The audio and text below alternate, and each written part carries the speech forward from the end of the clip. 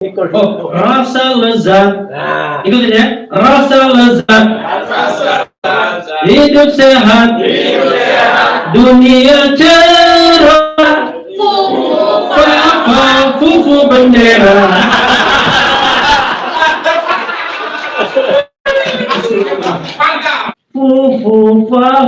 Fufu bendera. Terima kasih.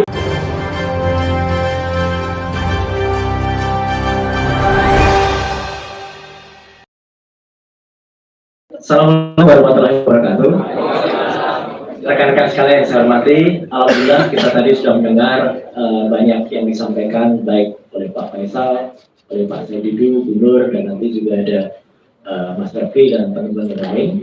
Saya ini bicara tidak sendiri, tapi saya selalu didampingi tokoh setia, tokoh kontroversial kita, yaitu Petro. Tapi ini bukan Petro yang kemarin. Kalau kemarin sudah jadi raja. Ini Petro cilik. Petro kecil alias Fufu Papa. Dia lagi pusing dia, Fufu Papa itu. Karena adiknya ngaku kalau Fufu Papa itu dia. Apalagi BSSN juga sudah jelas membuktikan Fufu Papa itu ya dia. Jadi dia sekarang sedang puyeng, tampak di matanya menggelantung. Kata Mas Revi gitu ya di podcast ya, gitu. Jadi nggak tahu menggelantungnya itu overdosis atau apa. Tapi yang jelas, nah sebagai tadi Gubernur betul, kita lupakan masa lalu. Tapi saya ingin menegaskan tadi yang disampaikan Pak Faisal Asegaf dan Saididu dan kawan-kawan nanti Pak Raffi juga. Kita memang memegang asas yang baik, yaitu mikul dhuwur mendem jeru. Mendem jeru itu artinya ditanam ke tanah. Kayak pasukan yang bau tanah itu. Itu pasukan yang mau digeronding. Tapi kalau yang salah tetap salah. Nah, jadi yang salah tetap harus diadili. Nah, baik Petro kecil maupun Petro gede besok, ya, yang Petro jadi ratu itu tetap harus bertanggung jawab terhadap masyarakat, terhadap semua kesalahannya. Setuju? Ya, itu saja yang saya sampaikan. Jadi kita harus tetap menuntut semua kesalahan, tapi Indonesia harus tetap maju. Bumi gonjang ganjing, langit kelap kelip, Petro mumet, Petro cilik karena undangan Fufu. Nanti lagunya ada oleh Mas Refri. Tapi referennya saya berikan sekarang ya. Tapi awalnya Mas Refri. Referennya adalah Fufu Papa, Fufu bendera. Terima kasih. Assalamualaikum warahmatullahi wabarakatuh. Ya, terima kasih. Assalamualaikum warahmatullahi wabarakatuh. Keren jelas. Merdeka. Ada juga soalnya. Jadi kalau introduction tadi itu, apa tadi? Lupa saya. Oh, rasa lezat. Ikutin ya. Rasa lezat. Hidup sehat. Dunia cerah. Fufu bendera.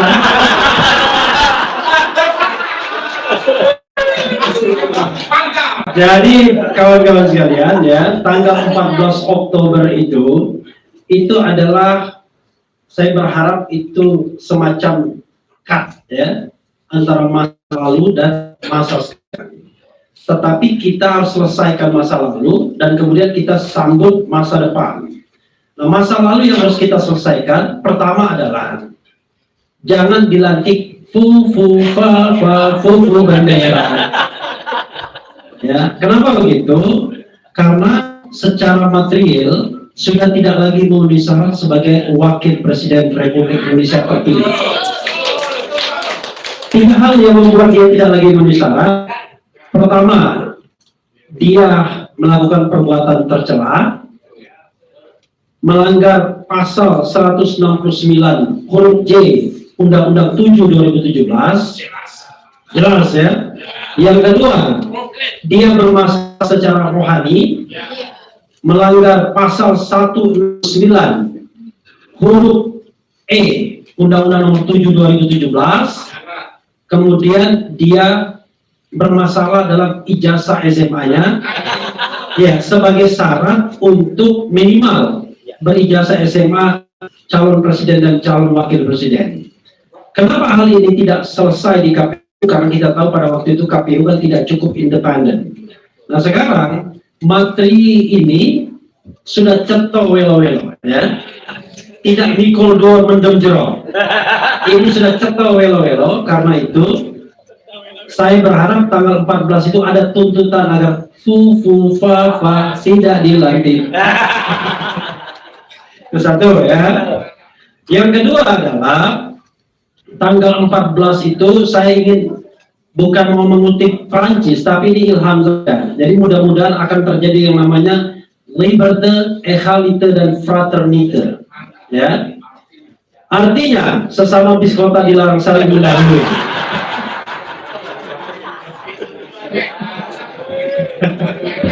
Jadi liberté itu adalah kebebasan, liberasi. Kenapa kita mengucapkan salam kebebasan? Karena di masa Presiden Jokowi selama 10 tahun, ada kecenderungan yang namanya kebebasan itu semakin menyempit. Ya, Raja Jawa, the King of Jawa. Ya. Kenapa? Sebagai contoh misalnya indikator dari internasional, baik Freedom House maupun Intelligence Unit-nya European, ya, European Intelligence Unit, yang mengatakan demokrasi kita flawed demokrasi, demokrasi cacat. Yang kedua, kita dikatakan negara separuh bebas, partly free, bukan lagi negara bebas. Itu menyedihkan bagi saya, karena reformasi itu hadir untuk mengkoreksi otoritarianisme Orde Baru dan Orde Lama. Tapi yang terjadi adalah justru kita kembali kepada era yang otoritarianistik. Nah, kita ingin mengatakan bahwa 14 Oktober itu salam kebebasan, ya, bukan 2 Oktober tapi 14 Oktober, dengan tokohnya salah satu adalah Faisal Asegaf.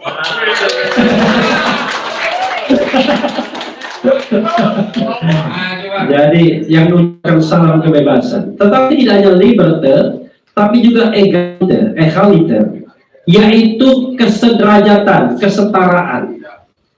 Kita tidak ingin bangsa ini, ya, dikotak-kotakan dengan stratifikasi, seolah-olah orang itu hanya dinilai dari jabatan, kekayaan, kelas atau status sosial.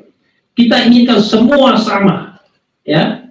Mau Anda duduk di lantai, kebetulan saja mau pakai baju merah, baju kuning dan lain sebagainya, mau yang dilantik sebagai presiden, mau sekjen partai, nanti tanggal 14 Oktober semuanya sama, semua egaliter, ya.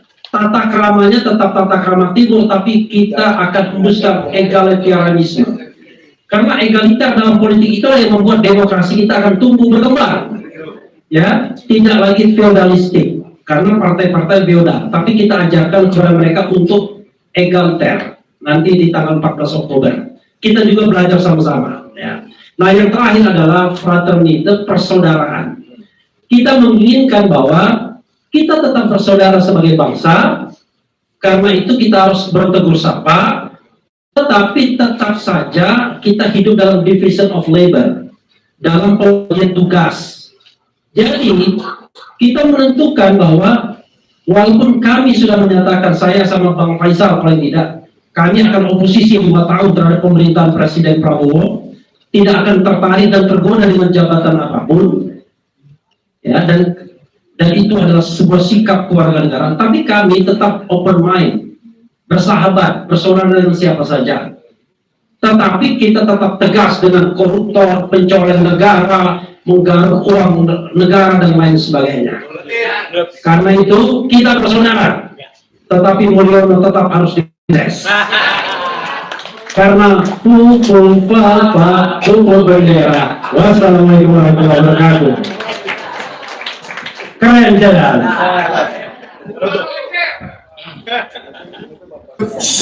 Guys, kita kali ini biar suaranya jernih kabar dan media. Monggo silakan.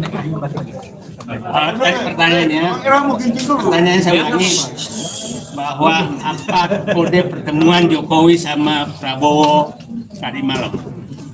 Analisis saya adalah mari kita baca saja sebagai gimmick politik. Jadi nggak usah dianggap serius karena mungkin saja Pak Prabowo itu lagi serius, tapi ada sedang bikin gimmick. Tiap hari kita dengarkan gimmick, dia katanya akan pulang ke Solo pakai pesawat komersil, dia tidak akan menghadiri pelantikan, itu gimmick politik. Jadi anggap saja pertemuan Prabowo tadi malam dengan siapa namanya Jokowi gimmick politik untuk mengacaukan analisis yang berkembang. Jadi saya tidak sama sekali tidak serius memandang pertemuan tadi malam karena kita tidak tahu. Jadi anggap saja Pak Prabowo lagi serius menghadap atasannya, atasannya sedang sibuk membuat gimmick di akhir masa jabatannya. Jadi gitu. Jadi nggak usah serius. Oke. Yuk. Pasien berikutnya. Saya tidak setuju dengan saya jujur. Jadi itu gimmick gitu ya. Jadi MH itu Red House ya. Pak Refli, apa upaya kita Pak Refli untuk mencegah Mulyono kabur semalam? Kenapa? Apa upaya yang bisa dilakukan? Pak Prabowo dan Pak Jokowi itu makan malam bersama. Sedangkan sebentar lagi ada agenda pelantikan presiden dan wakil presiden terpilih. Kemudian Prabowo juga akhir-akhir ini diisukan akan bertemu dengan Megawati. Cuma Pak Jokowi malah mendahului pertemuan dengan Jokowi. Ini tanggapannya gimana? Oke. Karena saya harus menghargai tuan rumah, saya jawab dua hal ya. Pertama, jangan lupa tanggal 14 ya. Tanggal 14 Oktober itu masih bertempat di Balai Sudirman. Ya? Di Balai Sudirman kami mengundang kawan-kawan semua elemen ini kegiatan terbuka untuk hadir dalam acara silaturahmi kebangsaan, berkumpul, bertemu, kompak, bergerak. Bertemu, kompak dan bergerak. Itu jangan lupa ya, itu satu. Nah, yang kedua soal pertemuan itu, ini tidak bisa kita katakan sebagai peristiwa biasa. Ini peristiwa politik pastinya dalam perspektif saya. Ya. Jadi tahu nggak siapa yang mau undang duluan? Belum ada informasi. Oke, saya juga tidak tahu. Tapi begini, kalau kita lihat dari tafsir politiknya, ini syarat kepentingan Jokowi kalau menurut saya, bukan kepentingan Prabowo. 3 bulan terakhir kekuasaan Jokowi itu sudah sangat surut. Jadi betul-betul dia lame duck office. Dan tidak ada lagi, ini mohon maaf, tidak ada lagi penghargaan terhadap Mulyono ketika dia hadir di pelantikan MPR DPR. Tidak ada tepuk tangan. Tepuk tangan itu untuk yang lainnya. Dan paling meriah tentu untuk calon presiden terpilih dimanapun seperti itu. Nah, ini menggelisahkan, maka ada spekulasi bahwa dia tidak mau hadir dalam pelantikan presiden dan wakil presiden. Dia mau pulang ke Solo dan lain sebagainya. Tapi at the same time, semua komponen masyarakat, ya, terutama yang kritis, itu menggelorakan tuntut Jokowi. Adili Jokowi. Termasuk nanti tanggal 14 Oktober, saya kira kita akan keluarkan hal yang sama. Mudah-mudahan seperti itu juga. Selain tidak dilantiknya Gibran Rakabuming Raka. Nah, ini pasti menggelisahkan Jokowi. Pertemuan itu ingin dia jadikan simbol bahwa dua hal. Dia masih bisa menguasai Prabowo dan barangkali at the same time dia ingin menunjukkan bahwa saya dan Prabowo itu akrab, tidak ada apa-apa. Jadi kalau kalian misalnya menyakiti saya, maka Prabowo yang akan melindungi saya sebagai presiden terpilih. Itu yang saya kira kesan yang ingin ditampilkannya ke publik. Tapi tentu di dalam ruang tertutup itu pasti ada negosiasi yang dibicarakan secara serius yang tentu tidak untuk konsumsi kita. Untuk konsumsi kita kan cukup dengan bahwa dia bertemu, ada foto dibuat, ada equil di sana, selesai kan begitu. Itu konsumsi publiknya. Tapi pasti ada pembicaraan yang serius. Saya kira salah satu pembicaraan serius adalah dua hal. Bukan salah satu dua hal. Jaminan keamanan dia dan keluarganya, plus pelantikan Fufu Fafa, itu dugaan saya, ya. Dan yang kedua adalah titipan dia di kementerian itu mudah-mudahan agar dilaksanakan oleh Prabowo. Berarti ada upaya cawe-cawe ya Pak? Saya kira kalau cawe-cawe itu dia punya kekuasaan. Kalau sekarang dia tidak lagi cawe-cawe, tapi minta-minta. Ya, saya kira bukan cawe-cawe, tapi minta-minta. Beda dong, kalau cawe-cawe itu colek-colek, kamu gini. Tapi kalau minta-minta, saya begging, saya minta. Awe-awe cawe-cawe. Beda, ya? Selesai. Oke, apalagi cukup. Pak, kan ada isu kalau PDI itu ada rencana ke pemerintahan Prabowo. Apakah ini juga salah satu upaya Pak Jokowi untuk tidak memutus upaya? Jadi kalau kita kelompok tanggal 14 Oktober itu kelompok yang tidak galau dengan PDIP mau gabung atau tidak dalam pemerintahan. Kalau PDIP tidak gabung dengan pemerintahan, alhamdulillah. Tapi kalau gabung dengan pemerintahan, artinya tugas kita untuk menjadi oposisi. Dan ruang oposisi itu lebar sekali. Makanya saya katakan, selamat datang Liberty di sana, ya. Kemudian Egalite dan Fraternite. Jadi mudah-mudahan Prabowo Subianto tidak mewarisi watak Jokowi yang memenjarakan orang yang berbeda pendapat atau orang yang kalau kritisisme, perbedaan pendapat itu masih diakui sebagai hak konstitusional, kita tidak perlu khawatir ada yang beroposisi atau tidak. Kalau semua kekuasaan atau kekuatan di DPR gabung menjadi satu, maka biarlah rakyat, biarlah komponen yang kritis, komponen tanggal 14 Oktober yang akan beroposisi kepada pemerintah. Dan kita tidak galau untuk itu. Oke, merdeka.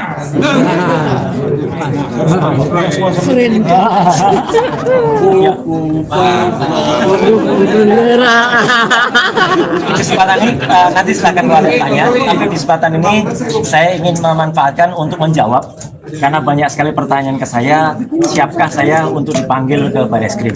Saya menyatakan alhamdulillah ya, kalau itu benar-benar dilaksanakan, maka sebenarnya ini adalah pintu yang sangat bagus sekali bagi Polri yang memiliki alat yang sebenarnya alat itu dibiayai oleh rakyat untuk mengetahui identitas siapa sebenarnya Fufu Fafa. Sebenarnya meskipun kita tahu, ya saya sudah tahu 2 minggu yang lalu dan alhamdulillah salah satu media bocor halus sudah menyampaikannya kemarin bahwa sebenarnya BSSN pun ya Badan Cyber dan Sandi sebenarnya sudah menyampaikan bahwa Fufu Fafa adalah orang yang selama ini kita sebut 99,9% adalah wakil presiden terpilih. Tapi tidak apa-apa, ya saya tunggu laporan atau kata tidak lanjut dari pasukan bau tanah. Ya. Saya menyebutnya pasukan bau tanah, ya, gitu. Bukan bawah tanah. Kalau bawah tanah kan di atas tanah. Ini udah bau tanah, ya, kayak yang mau dipendem jeru tadi, ya, gitu. Jadi bau tanah. Karena idealnya dialah yang harus menyampaikan dulu bahwa karena melaporkan saya dan saya katanya dilaporkan menghina lambang negara. Ya, sekali lagi saya katakan baca lagi, sekolah lagi, ya, jangan seperti Fufu Fafa, ya. Fufu Fafa kan nggak pernah baca, bacanya cuma komik, ya, gitu. Karena lambang negara itu sesuai dengan Undang-Undang Dasar 1945 adalah di pasal 36A itu adalah burung Garuda Pancasila. Jadi sekali lagi kita tunggu dan semoga justru dengan pemeriksaan dari Bareskrim, ya, Bareskrim nanti harus meneliti akun itu dan kemudian diungkap sesuai dengan temuan BSSN. Dan satu lagi, kalau alhamdulillah nanti insya Allah kalau temuan dari Fakultas Psikologi Universitas Indonesia Prof. Hamdilu itu akan keluar, maka itu akan jelas siapa sebenarnya Fufu Fafa dan itu adalah membantu kita untuk menegaskan bahwa kita tidak ingin dipimpin oleh salah satu pimpinan yang cacat moral, cacat etika dan terjebak dalam segala hal yang sangat tidak bagus bagi Indonesia. Ya, kita dukung presiden terpilih, tetapi kita tidak sama sekali tidak menerima kalau wakilnya adalah seperti itu. Ya. Ngeri. Oke. Oke. Saya hanya ingin di sini saya ingin menegaskan bahwa ini kali pertama saya tampil setelah saya diundang sebagai profesor tamu mengajar di Turki selama 2 tahun ini. Ya, dan ini karena saya benar-benar merasa prihatin. Jadi saya ingin menegaskan bahwa acara 14 Oktober yang digagas oleh adik saya Faisal Asghar, yang tidak Faisal Asghar, ini bukan acara yang asal-asalan. Ya. Acara yang memang benar-benar dipersiapkan untuk kembali mempersatukan bangsa Indonesia.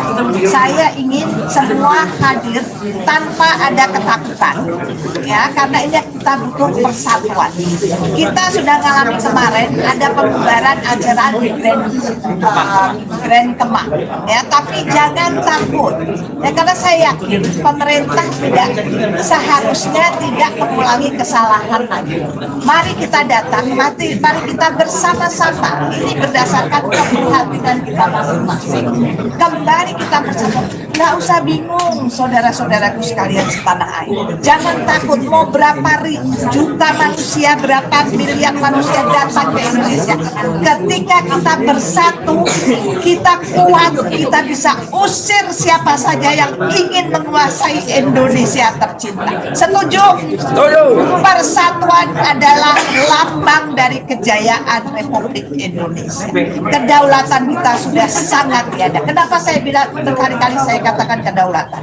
Saya sedih dan prihatin karena semua orang luar negeri bisa masuk ke Indonesia dengan visa on arrival. Tapi bagaimana dengan bangsa Indonesia? Setiap kali mau pergi harus mengurus visa dan membayar visa dengan sangat mahal. Inikah negara yang diperjuangkan oleh founding father kita, termasuk ayah kita yang pejuang kemerdekaan? Bagaimana mengisi kemerdekaan dengan mensejahterakan rakyat, dengan berdaulat? Mari bersatu, mari hadir di 14 Oktober, tunjukkan persatuan negara kita, tunjukkan persatuan bangsa Indonesia. Merdeka!